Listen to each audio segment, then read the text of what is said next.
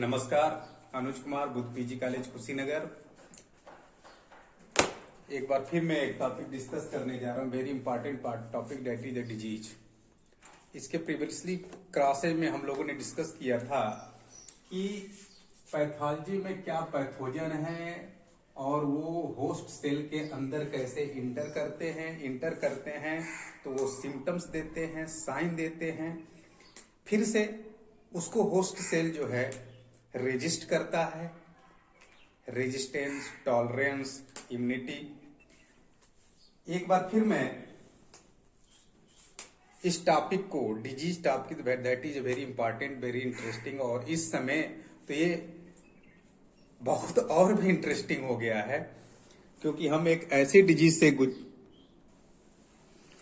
हमने previously classes में discuss किया था कि होस्ट क्या है, पैथोजन क्या है। और पैथोजन जो है होस्ट के अंदर आता है, उसके साथ इंटरेक्ट करता है। जब इंटरेक्ट करता है तो जो एक अपीयरेंस देता है जिसको कह रहे थे हम सिम्टम्स।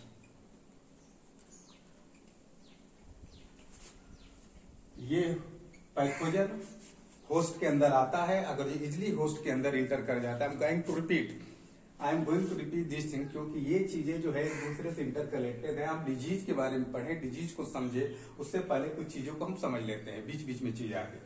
पैथोजन आता है होस्ट के अंदर, जो है इजिली अगर जो चला आता है तो इसको हम लोग कह रहे थे कि ससेप्टिबिलिटी। होस्ट के अंदर पैथोजन इंटर करता है और इंटर करता है, लेकिन उसको क्या करती है होस्ट सेल, इसको रेजिस्ट करती है। होस्ट सेल जब इसको रेजिस्ट करती है तो उसको हम लोग कहते हैं, उस अपोजिंग कैपेसिटी को कहते हैं रेजिस्टेंस। अपोजिंग कैपेसिटी ये हो गया ससेप्टिबिलिटी।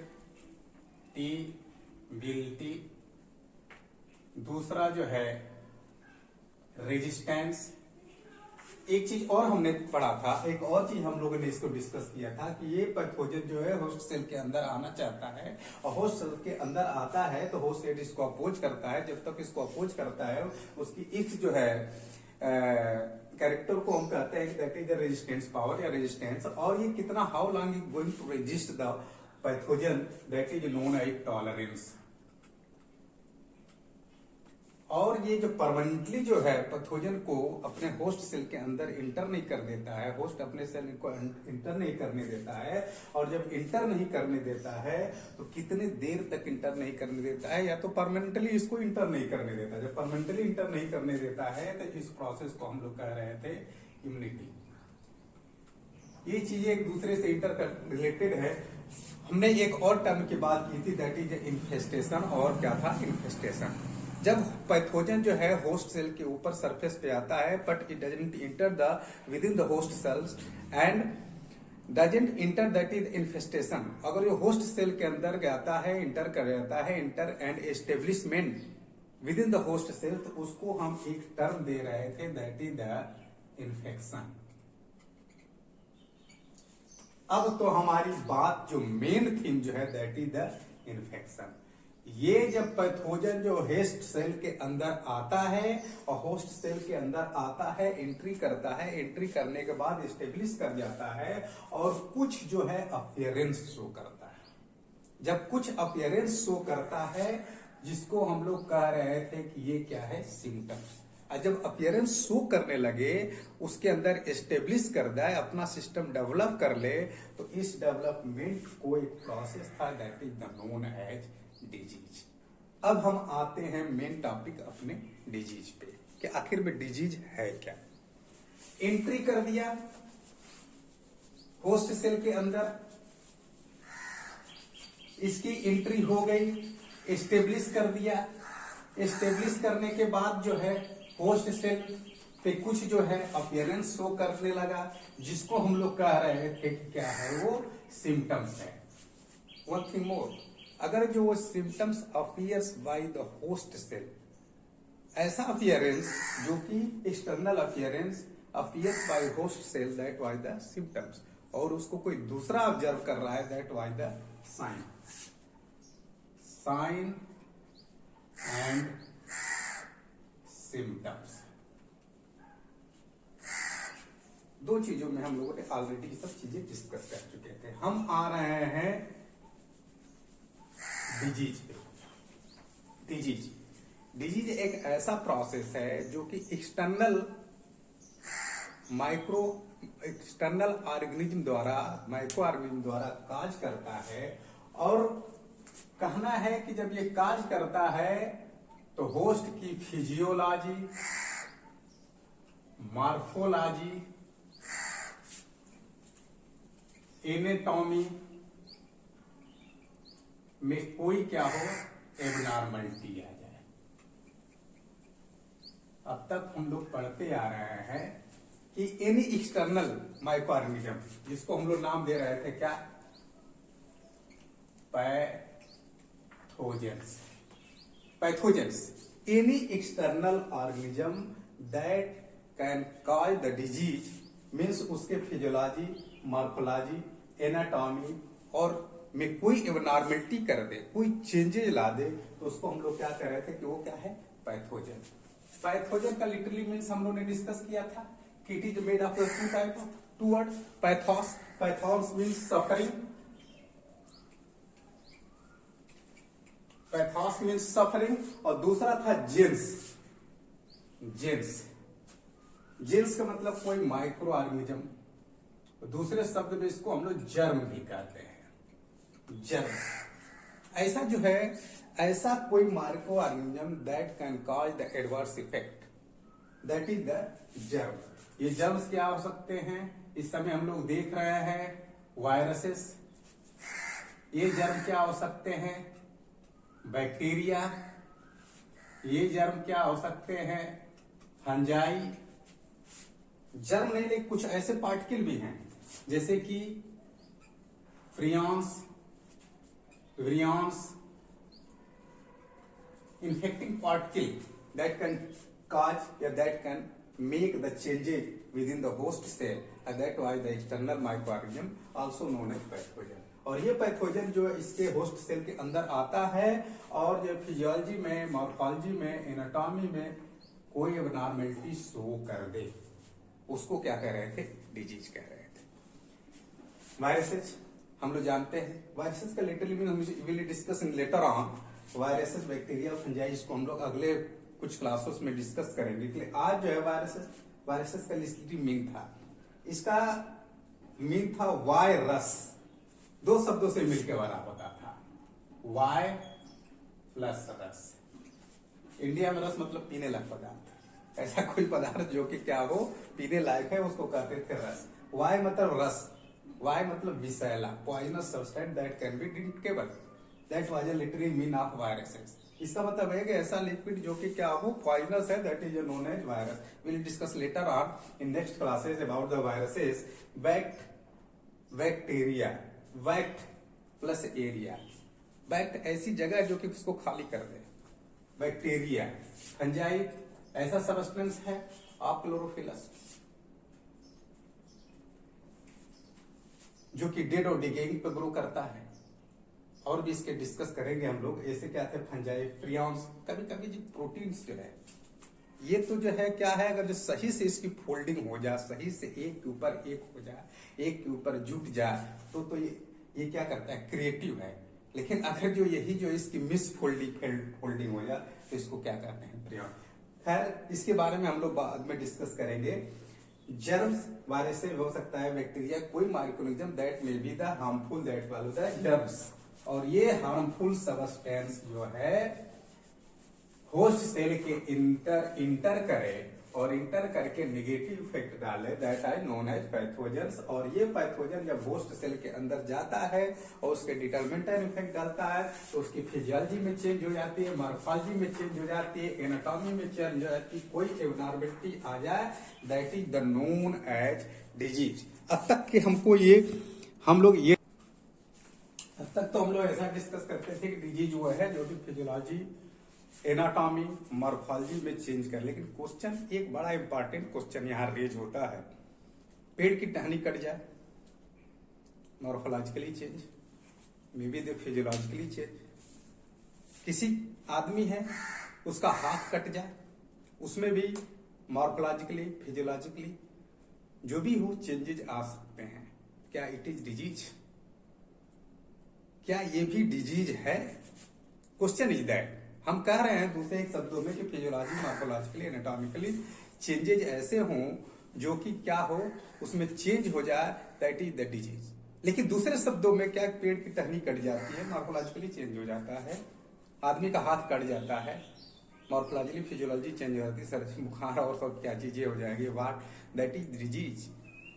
तो हम दूसरे शब्दों में बोले थे कि डिजीज के लिए क्या होना चाहिए, एक और चीज शुड बी एडवाइड दिस कंफ्यूजन, डिजीज के लिए पैथोजन की होना जरूरी है। दो टर्म एक आते हैं, डिजीज इज ब्रॉड टर्म, एक जो है डिजीज और इसी की दूसरी बात करिए तो एक हो जाता है डिसऑर्डर।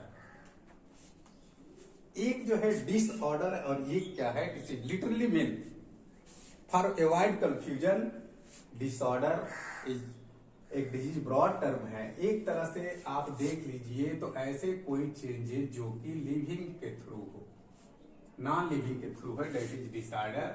और एक जनरल याद करने के लिए जो लिविंग के थ्रू हो, that is the disease. Means what, अगर जो ये पैथोजन है ऐसा living organism that may be the harmful, और साथ साथ पहले बोले हैं pathogens, pathos means suffering, gens मतलब ऑर्गेनिज्म, जो साथ साथ चल के आपको सफर कराए। सफर का मतलब ये है ना, हम जनरली इस में बोलते हैं कि we are going to suffer. Suffer मतलब यहाँ कुछ हार्मफुल इफेक्ट आ रहा है आपको, साथ साथ जो है हार्मफुल इफेक्ट काज करे, लिविंग माइक्रो ऑर्गेनिज्म ले लेते हैं pathogen, that is the disease. Should avoid the, एक लिटरली जो है हमको एक जो है कंसेप्ट बनाने लेना चाहिए, और इस कंसेप्ट को बना करके हम इस डिजीज और डिसऑर्डर में एक क्लियर कट जो है अपना कंसेप्ट रखना चाहिए कि ऐसा लिविंग माइक्रो ऑर्गेनिज्म जो कि साथ साथ उसके चलते रहे और डिटरमिनेंटल इफेक्ट डाले, पॉजिटिव इफेक्ट भी होते हैं। हमेशा माइक्रो ऑर्गेनिज्म साथ साथ रहता है आपके, लेकिन कभी कभी पॉजिटिव इफेक्ट भी डालता है, सम टाइम, कभी कभी का बहुत सारे टाइम जो है पॉजिटिव इफेक्ट डालता है। लेकिन यही माइक्रो ऑर्गेनिज्म, हम प्लांट की बात करें, आदमी की बात करें, कोई भी ऐसा पार्ट नहीं है ह्यूमन बीइंग का, प्लांट का, जहां पे micro organism, just we take the example of human being, नाक में, गले में, पेट में, इवन आज देख रहे हैं आजकल के लंग में जो, तो आदमी का हो या प्लांट की हो, ऐसा कोई भी पार्ट नहीं एक्सेप्ट ह्यूमन का एक्सेप्ट माइंड आपका छोड़ करके वैसा कोई भी पार्ट ना हो जहां पे प्लांट या एनिमल की माइक्रो ऑर्गेनिज्म का रेसिडेंट न होता हो, माइक्रो ऑर्गेनिज्म सर्वाइव न करता हो। माइक्रो ऑर्गेनिज्म कहां तक ये जो है आपके लिए बेनिफिशियल है, लेकिन जब यही माइक्रो ऑर्गेनिज्म जो है पैथोजन का काम करने लगता है, हार्मफुल इफेक्ट करने लगता है, आपको सफर कराने लगता है, तो that is known as disease. Enter कर गया, स्टेब्लिश कर गया, स्टेब्लिश करने के बाद कोई ना कोई सिम्टम करता है, harmful symptom, that is the disease. दूसरे शब्दों में से मिलता जुलता है, ब्रॉड टर्म की बात करते हैं, डिसऑर्डर। डिसऑर्डर एक सीक्वेंस में चलते आ रहा है। फॉर एग्जांपल मैं बात कर रहा हूं, अगर 5 उंगलियां है, शायद एक छठी हो जाए तो दिस इज ए डिसऑर्डर, एक तरह का डिसऑर्डर हो गया। नाक ऐसी है सीधी, अगर कहीं उल्टा हो गई तो ये क्या है, डिसऑर्डर। खैर, प्लांट की पत्ती जो है वैसी होनी चाहिए, रोलिंग हो गई तो एक तरह का डिसऑर्डर हो गया, कर्लिंग हो गई तो डिसऑर्डर हो गया। तो डिसऑर्डर कोई भी एक क्या है, एक ऑर्डर में चीजों की ऑर्डर है, और यही क्या है, थोड़ा सा चेंज हो जाए, तो दैट इज ए डिसऑर्डर। और ये डिसऑर्डर में भी द नॉन लिविंग में बहुत सारे, जैसे मिनरल न्यूट्रिशन है, अभी मैं बात करूंगा कि बहुत सारे टाइप्स ऑफ डिजीज है, बहुत सारे एरिया है, स्प्रेड ऑफ टाइप है। एक बात कर रहा है कि ये डिसऑर्डर होता है क्लोरोफिल, उसका जो एलोइंग होने लगता है लीफ की, वो भी एक तरह का डिसऑर्डर हो गया। किसके जो मैग्नीशियम के चलते, न्यूट्रिशन मिनरल न्यूट्रिशन के चलते, किसी के चलते जो है लीफ क्लोरोफिल लॉसेज होने लगे, उसमें क्या होने लगे, एलोइंग होने, एक तरह का डिसऑर्डर है। तो इसमें भी है, हम भी कहते हैं कि क्या है, chlorosis is the disease, but it is not disease, it really a type of disorder. Broad term में तो दोनों ही डिजीज ही है। हम सिंपल ने क्लियर कट बोला कि आप अगर जो चाहते हैं कि इन दोनों में हम डिस्टिंग्विश करें कि what is disease, what is disorder, एक क्लियर कंसेप्ट बना लीजिए। लिटरली एक कंसेप्ट बना लीजिए कि हम एक कहेंगे कि जिसमें लिविंग जो है साथ साथ चलता है डिजीज, और जिसमें लिविंग नहीं है उसमें भी चेंजेज आ रहे हैं, abnormal changes, may be the physiology, may be the morphology, may be the anatomy, but it is a type of disorder. और दोनों एक टर्म को बोल देते, दैट इज डिसीज। तो ये तो हम डिस्कस कर लिए कि डिजीज भी बहुत तरह की हो सकती है। अब डिजीज कई तरह की हो सकती है। पहले हम दो चार जो है मेन जो है बात करते हैं कि मेनली द डिजीज कैसे कैसे हो सकती है। पहला जो है इन्फेक्शियस डिजीज, एक से दूसरे को फैले, ये क्या हो गया? Infectious disease. दूसरा जो है डिफिशियंसी डिजीज, डिफिशियंसी हो जाए किसी मिनरल न्यूट्रिशन। अभी हम लोग बात कर रहे थे डिजीज है, तो वे ब्रॉड टर्म में डिजीज है, लेकिन किसी मिनरल न्यूट्रिशन की डिफिशियंसी हो जाए तो हम लोग क्या कर रहे हैं कि डिजीज हो जा रही है। जैसे मल न्यूट्रिशन ह्यूमन बीइंग में होता है। अभी एग्जाम्पल दिया क्लोरोसिस का जो है प्लांट में। और क्या हो सकता है, कैसी डिजीज हो सकती है? एक डिजीज बात करें तो हम हेरिडिटरी लेवल की भी डिजीज है, हेरिडिटरी डिजीज। अब हेरिडिटरी डिजीज में दो तरह की हो सकती है। जेनेटिक, अचानक कोई चेंजेज आ जाए, और अगर जो वो चेंजेस हेरिटेबल भी हो सकते हैं और नॉन हेरिटेबल भी हो सकते हैं। चेंजेस तो आ जाए, चेंजेस अचानक जो चेंजेस आते हैं, sudden changes, that is mutation. एक चेंजेस जो एक के बाद चेंजेस आते हैं, जिसको हम लोग एवोल्यूशन की बात कर रहे थे। तो ये हेरिडिटरी हो जाएगा, नॉन हेरिडिटरी भी हो जाएगा। हेरिडिटरी भी हो सकता है और नॉन हेरिडिटरी भी हो जाता है।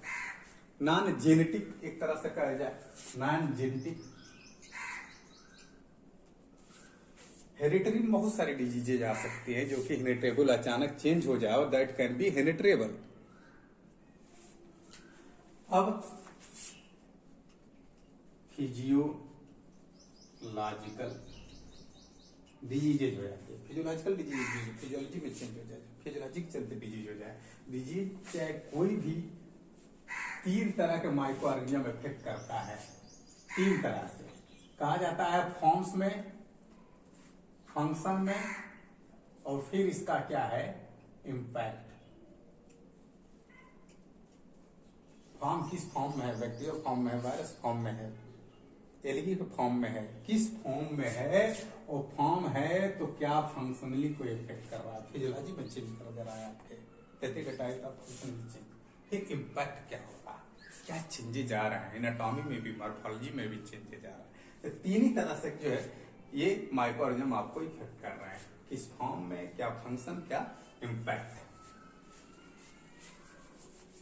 दूसरे ढंग से और भी हम डिजीजों की बात कर सकते हैं ब्रॉड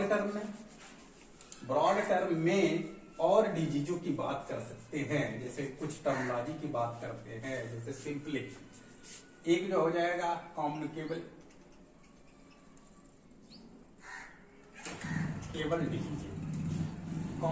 डिजीज, मतलब एक दूसरे से क्या हो रही है, फैल रही है। एक तरह से इन्फेक्शियस कह सकते हैं या कम्युनिकेबल। जैसे कि कैसे फैल सकते हैं, एयरबॉर्न, सॉइल बॉर्न, ड्रॉपलेट्स के द्वारा, वाटर के द्वारा।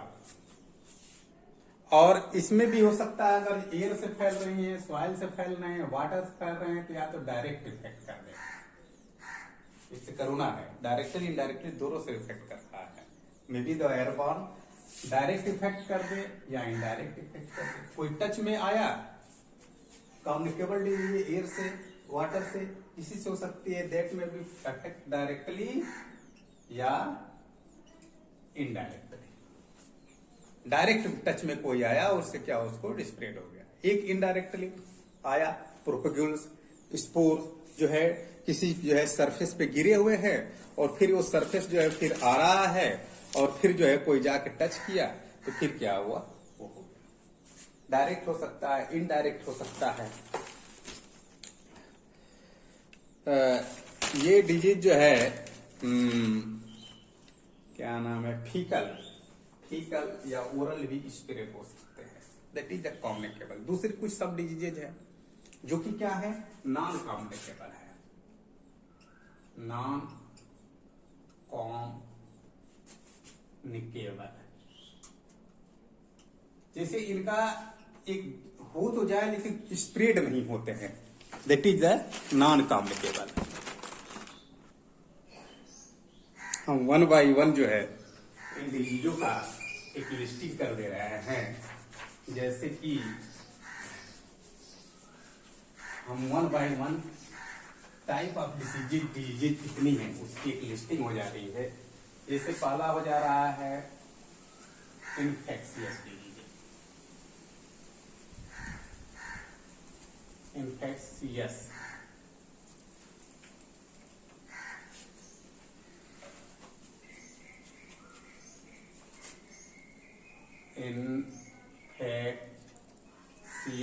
आर पैथोजेनिक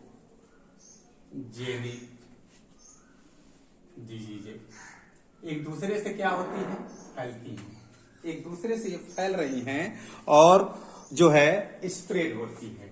दूसरा क्या हो गया, नॉन इन्फेक्शियस डिजीज तो है, जैसे पार्किंसन डिजीज तो है लेकिन एक दूसरे को क्या कर रहे हैं, इन्फेक्शन नहीं कर रहे। नॉन इन्फेक्शियस डिजीज एक दूसरे डिजीज तो होती है लेकिन वो दूसरे को इन्फेक्शन नहीं करती है। कुछ डिजीजेज जैसे होती है एक्वायर्ड डिजीज, कुछ डिजीजेज ऐसी हैं जो कि जन्म के समय नहीं रहती हैं लेकिन फिर बाद में जो क्या होती है एक्वायर्ड उसके चलते हो जाती है। Not from birth but disease comes after the some times. फिर कुछ डिजीजेज होती है जो कुछ शॉर्ट टर्म के लिए होती है, फॉर शॉर्ट टर्म। चौथी बात डिजीज की बात कर रहे थे एक्यूट डिजीज जो कि शॉर्ट टर्म के लिए होती है। पांचवी डिजीज की हम बात कर रहे थे that is a chronic disease, they persist over a long time but they should be persist at least 6 month, मतलब 6 महीने से कम के लिए उनका जो है क्रॉनिक डिजीज में परसिस्टेंस ना हो, लॉन्ग टर्म पे करते रहे, दैट इज नोन है क्रॉनिक डिजीज। अगली डिजीज की बात करें कंजेनिटल डिजीज। सब कुछ डिजीज ऐसी होती है कि बर्थ के टाइम से ही उसमें आ जाती हैं और they are persist at the time of birth, और ये करीब कभी कभी एक जनरेशन से दूसरे जनरेशन तक जाती है। अपन these are the genetic disease.